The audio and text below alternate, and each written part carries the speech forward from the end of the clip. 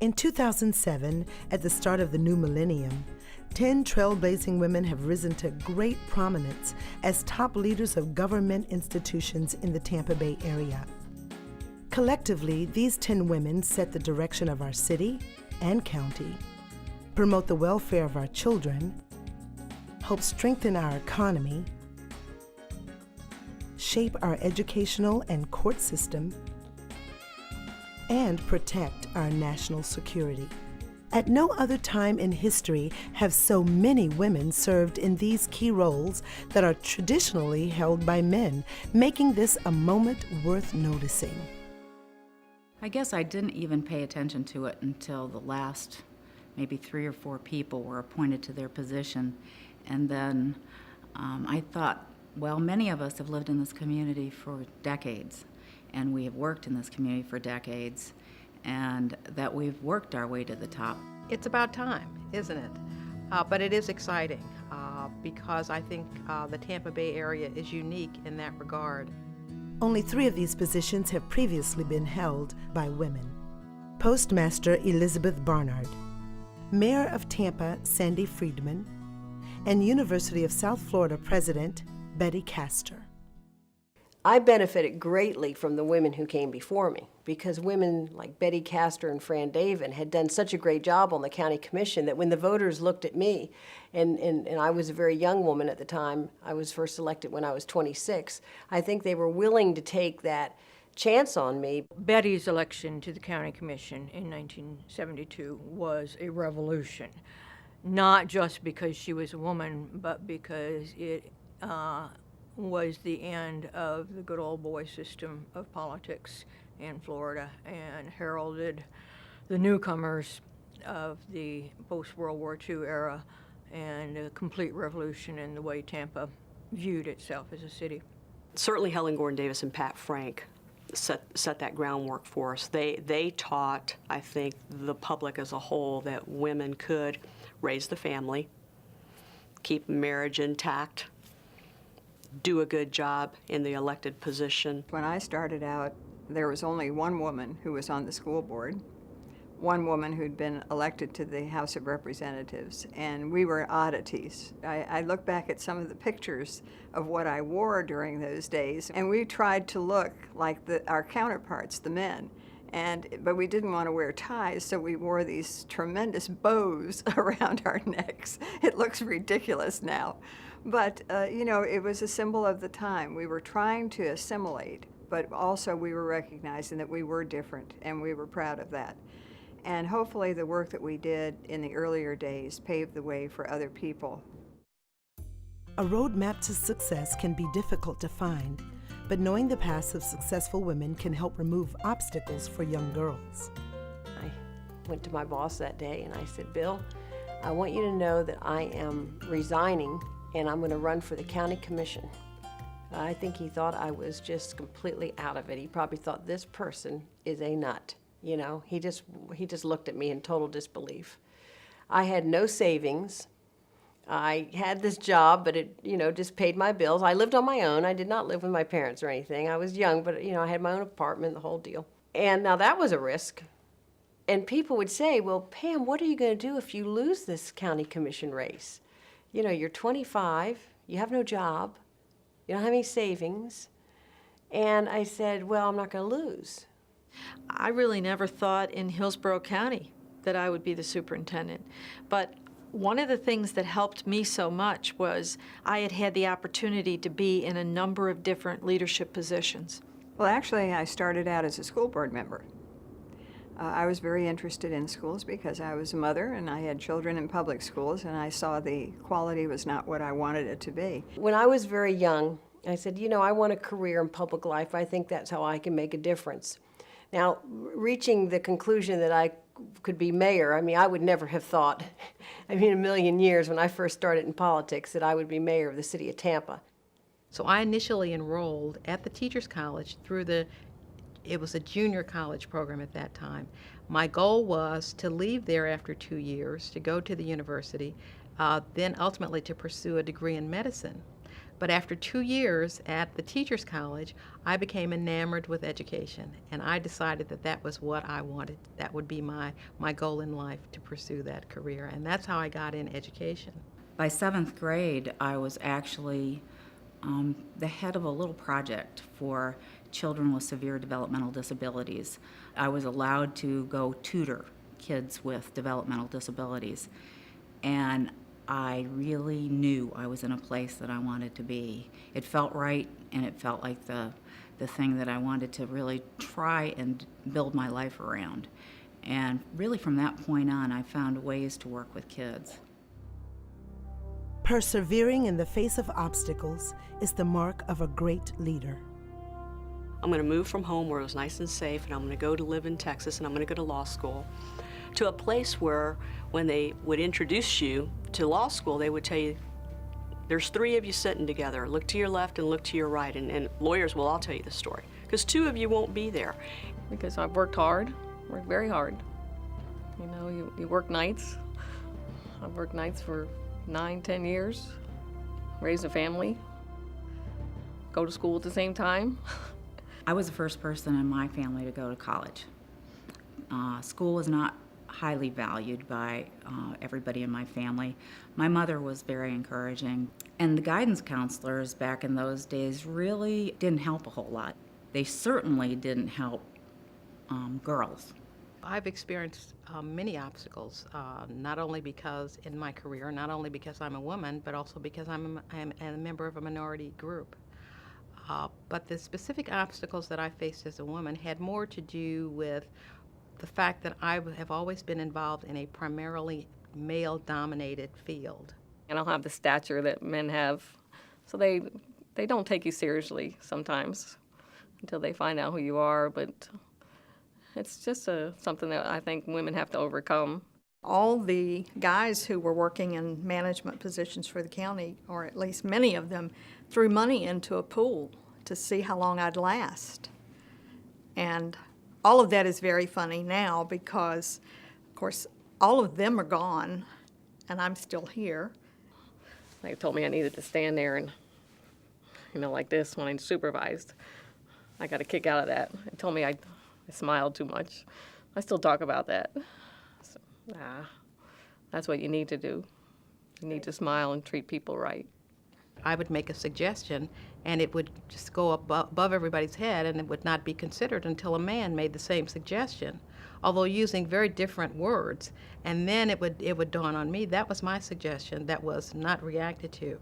I could have used that as a debilitating kind of experience, but that just made me more determined to make sure that my voice would be heard. There was a professor who told me that I'd never make it through his class because he understood that I was in the law school, and he said, we haven't had a woman here since 1789. We're not having one now. When I went to law school, in my class, there were only a couple of women at the time. It was when women were starting to break into the field. Just like when I came back home to practice criminal defense law, very few people would say, as a woman, you're going to do what? You're going to represent people that are in the jail, you're going to go to the jail, you're going to be around people that are violent. And so it was that breaking time. And what I had was no fear. And he said, well, I just want you to know, I hope this doesn't hurt your feelings, but you're really not faculty material. And I said, well, you know what? I don't think you know if I'm faculty material or not. What I wanted to do was cry, but I didn't. And ultimately, I was his boss. Women leaders have greatly influenced the workplace in America, helping to shape the culture and the structure of many organizations. What has come from women in leadership positions is a much better discussion of the true issues that impact quality of life, the true responsibilities, that it's okay to care. It's okay to be empathetic. It's okay to be compassionate. Women not only have a skill set and an attitudinal basis that is different from men's, men have adopted that in the last half of the 20th century. Men have come to see more and more that you don't manage effectively by being hierarchical, by being patriarchal, but that teamwork is necessary. There's sometimes been an image that perhaps a woman is not the choice because she's either too assertive or not assertive enough. There's never seems to be an agreement on what the level is of aggressiveness that a woman has. As women, we try to be everything to everybody, I think. Sometimes to our own detriment, physically or emotionally. And I think we all have to remember that in order for us to be successful, in order for us to be capable of doing what we want to do and achieve the things that we want to achieve, we have to take care of ourselves. The values and interests of young girls are often discovered in their early years. My dad passed away when I was about 18 months old. My brother was about 6 months old. My mom, who thought that she was going to stay at home and raise 2 children, all of a sudden found herself having to go out and make a living. My grandmother came to live with us, and until her death, when I was 13 years old, my grandmother assisted my mother in raising us. Well, I came from a fairly impoverished background in terms of wealth, financial wealth, but I came from a very rich background in terms of culture and family support and aspirations. When I was growing up, you didn't pay attention to those things. You didn't know that you didn't have money. You didn't know that you were eating beans and franks because you didn't have money. I grew up in South Carolina. We weren't wealthy by any means, but I never had to worry about having a meal. I grew up in a family of 4. I had 3 older brothers. I was the youngest and the only girl. I believe that helped develop my personality. I don't know of anybody that would have 3 older brothers who were dominating and wanted me to do things their way, that wouldn't have developed some thick skin. When I was a little girl, my goal was to get 1 year of college. And I really didn't pursue a specific goal, but my mother had always told us as young children that she had 1 year of college. And we couldn't tell her anything until we got 1 year of college. My mother worked full-time, and my brothers and I, when we came home from school, all had chores to do, and my mother would call from the office, and she'd ask, have you done what you were supposed to do? And when she got home, it better be done. My mother died when I was 2. My father was a hard-working individual. He valued an education because he didn't have one himself. He was only educated to the 6th grade. And he reminded me, about how hard it is to work and be successful. There were some very basic lessons that he told me. One was get a good education, take care of your teeth, and buy expensive shoes. I've done all 3. My father was not a formally educated man, but he was a very, very bright man. He was always very encouraging of all of his children. From as long as I can remember, he always said that all of his children would go to college and get a degree, and we all did. I came from a blue-collar family where going to school wasn't important at the time. When you come from families like that, you get married, have children, go to work. We were a family that always discussed issues. The Vietnam War was raging, civil rights at the forefront. My father was a college professor, so that we were always on campus, and back then USF, very different than today. And during the Vietnam War, there was a lot of student protests and activism back then. I was raised in a convent because I was a young girl during World War II, and my father said, get thee to a nunnery, because Fort Lauderdale was just teeming with the Navy. And I think the nuns were very good in forming my structure and my ethics. I've always wanted to work. I've always worked. I started babysitting when I was 13, that kind of thing. I always wanted to work and get my own car and be independent. Mom always raised me like that. Finding comfort and guidance from a caring adult can help provide direction and make the road to success easier. Beth Shields was just an icon, I think, in the education community in Tampa, and she became a mentor for me. She was the first person that I worked for in Hillsborough County. She hired me. I'll never forget when I came in to interview, there wasn't anything at a school that she, as the principal, wouldn't do. And I walked in for an interview, and I was interviewed in the book room, and she had her jeans on and a sweatshirt, and she was cleaning out the book room. Now, this is the principal of the school. In terms of my leadership, I definitely have tried to emulate the kinds of values and certainly the leadership skills that I saw in her. Well, my mother was my primary mentor, and the reason for that being, as I mentioned earlier, she had 1 year of college, but she was a homemaker. She was in a wheelchair from the time I was 4 years old. But she was actually not only a mentor for me, but she was a mentor for everybody in our community. She said that our future was not as homemakers. And I've often said that. There's nothing wrong with being a homemaker. But my mother instilled in us at a very early age that our role was to be in the work world, and that we were to be self-supporting. If ultimately we chose to be homemakers, that was fine, but she felt it was very important for us to have our own careers and to be self-sufficient. As far as mentors, you know, my district manager, he's pushed me. I wouldn't be here if it wasn't for him. Fran Davin, who as a young person coming out of college and coming back to Tampa and saying, hey, I want to be active in politics, I'm interested.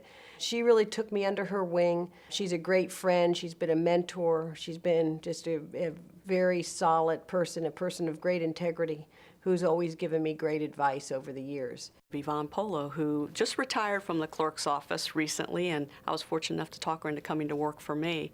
And she, again, was a mentor and a strong strength in my life. Yvonne was my supervisor, and what she lent to me during the time period that I was starting to work was recognizing how important all jobs are within an organization. It doesn't really matter where you are. She never treated me as if she were my supervisor. What she did was work side by side with me. And in doing that, she could carry me in that development process. The county administrator left, and a new county administrator came on by the name of Pico Floyd. He was definitely one that I considered a mentor. He's the one, in fact, that probably catapulted me up to where I am today, because I was hired as Human Resources Director, and I went from running a department with a budget of about $250,000 and 8 employees to running a group of departments that probably the budget was around $40 million, and I had 800 and some employees just overnight. And I really owe that to him. Her name is Colleen Beavis, and I met her because she was trying to start a campaign to get something called the Children's Board created. Through the course of the next 10 years, she became my major mentor. The most important thing that she said to me is, don't forget why we're here. Don't take your eyes off of the goal. And that when people start to get hung up on power or territory or personal agendas, that all you need to do is say, I'd like to remind everybody that we're all here for the same reason. We're all here for the kids. Mentoring is something that is an everyday process that you want to help as many people as you can to benefit from what you have learned. Mentorship has been maybe the most important thing that's happened to me in my whole life. Education is important, but the support and guidance of people along the way has been the thing that's made a difference in my career, absolutely, positively. If you're going to be a mentor to somebody, that means that you've also got to set a standard for yourself. You can't just use words to try to tell somebody what's good for them. You have to demonstrate that you can be successful with certain qualities. Mentors have to be caring individuals, individuals who are willing to look beyond what you see on the surface, to see potential in all human beings, regardless of where they may be at any point in life, and being willing to listen, to hear what their ideas are, and to provide them with the best advice that you can to help them to clarify their goals, to set small goals, and then to be able to recognize progress as they achieve it. In terms of mentoring, there are different ways that you mentor. You can have a mentor that you meet with every week, and some people do that. Listening to the wise counsel of others can help make the future more promising. We live in a world today where you can embark on a whole series of adventures, but you've got to make those opportunities for yourself. And you've got to do something in life that you love. You go down one path and that's not the right path, you change and you go down another path. I would encourage any young person starting out in a professional career to recognize that you're going to make mistakes. Nobody's perfect, so you're going to make them. The best way to deal with those is to be honest about it, acknowledge it, apologize for it, and have a plan to fix it. For a young girl thinking about what they would do if they were given opportunities and things weren't going right, the one thing you can't get is so discouraged that you don't move forward. Because the real challenge comes in not getting caught in the negative, but feeling like, hey, okay, it wasn't a good scene, it's not the end of the world, I can move forward, and I can still be really successful. Get the very best education that you can. Learn, take every opportunity to learn as much as you can, to read books, read newspapers, read articles, read everything that you can, and gain as much knowledge as you can. That's what's important. It's not your looks and popularity and things like that. Focus on school and your studies. You've got to know how to write.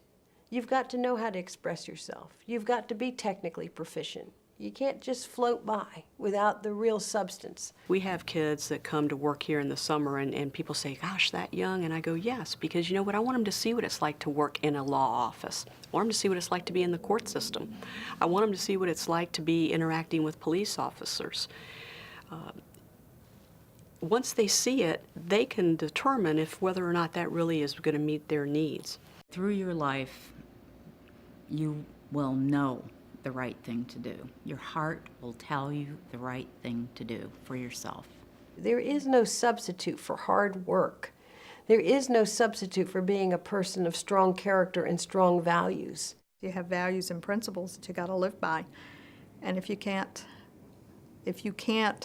accept what's happening around you because of those values and principles, you either have to stand up for what you believe or you sacrifice a part of yourself. Life is just a flash.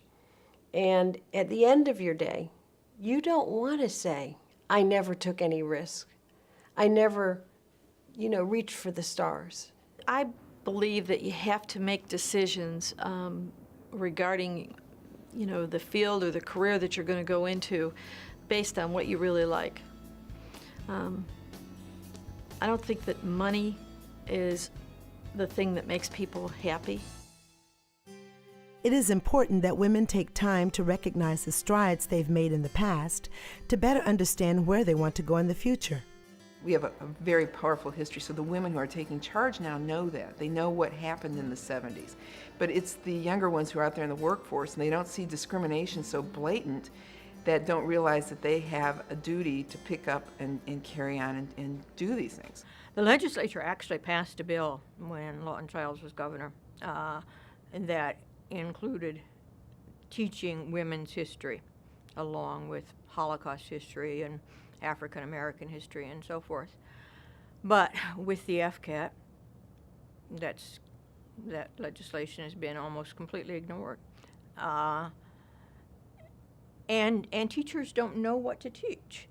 We still haven't cracked those very top executive positions in any great numbers. And still, I'm sure that if you look statistically at corporate heads, Fortune 500, for example, you'd still find very few women at the very top. That still will take some time, which is why I think it's so significant that here in the Tampa Bay area, we're such leaders in this regard. These historical milestones must be shared with our children to ensure that they understand the challenges women have faced, the progress they have made, and the promise the future holds. The old days, and they were the old days, where women had very few options available to them. They were either nurses, school teachers, or some kind of secretary. That's not our world today. Our world is a wide open book of many, many chapters that you can open up and explore. But you've got to create your own opportunities. We have a tremendous opportunity to make a difference. Those of us, the women who are in leadership roles here in Hillsborough County, we have an opportunity to make sure that more young women look upon leadership roles as opportunities to pursue. Do any of you know any of these women in these pictures at all? I know the mayor. The mayor? How do you know the mayor? I was on TV with her before. My grandmother, she used to work at a park with a lot of children, and they were building a fire station there, and all the kids got to be on TV with them, and we were digging with gold shells. Did you get to talk to her at all? Mm-hmm. What did you talk to her about? I said, is it hard to take care of the city of Tampa? What'd she say? She said, yeah. Young women need to see women in executive positions. I can see by the look in their eyes many times when they see me, and they just think it's so neat that there's a woman mayor, and I want them to see that they can be mayor one day too. But if we have a woman one day who's a great leader, and she becomes President of the United States, that will do more to further the hopes and dreams and aspirations of young girls throughout this country than anything else. That will be the ultimate role model. And I do hope that in my lifetime that happens one day. I truly do. It would be something I'd be very proud of. I love the idea of taking these great women leaders and putting them out there so that they can mentor from afar to the younger ones who are coming up next. I think it sends a message to women, young women who are just trying to get started, that it is possible now. When you look around and you see the 10 that you're featuring, I mean, it's amazing to me. It's important to point out to girls now that we have this unique point in time where we have women as head of top institutions. I think that one of the things that the 10 women that we've been referring to can probably do and do better is that we probably should take the time out of our extremely busy lives to come together once in a while and talk about those that laid the groundwork for us and how can we better lay the groundwork for the future. You ever think about what you want to do when you grow up? A doctor, a teacher, a nurse, and a teacher. Professional athlete. Do you think that you can be whatever you want to be? Yeah, Why do you think that? because it's a free country. Why do you think you could be a teacher? I could work hard. You can't let boys stop you what you're gonna do and do good. You think you can do anything you want to do in life? You do? Why do you think that? Because my dad said no matter what, if anyone's trying to stop you, you can still work hard and get your degree.